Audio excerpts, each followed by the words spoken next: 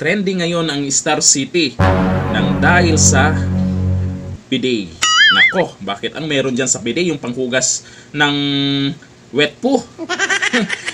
Akalain mo ba naman may pabendo-bendo pa dyan sila sa bidet na yan? 5 piso per minuto. Nako, ang laki ng entrance dyan.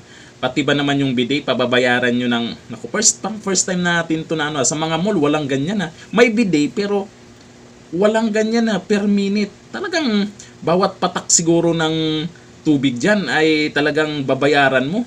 Ang laki ng entrance dyan, parang 600 plus ata o mahigit pa sa Star City.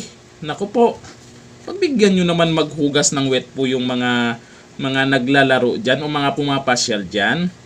Pag pumindot sila 1 minute, pag mabitin, baka naman hindi mahugasan ng maayos yung wet po nila dyan. Ano kaya yung masasabi nyo dito? Pero mas maganda, ito at least alam na natin, sa mga gustong pumasyal dyan, magdala kayo ng tabo. Oo, para unlimited hugas sa wet po nyo naman. Hindi yung pag gumamit kayo ng ganyan, bidi-bidi na yan ay kinabit pa nila yan. Tapos ngayon, pababayaran lang din pala nila. Agoy, Ginoo. Diyos ko po, first time ko ito Ano masasabi nyo dito?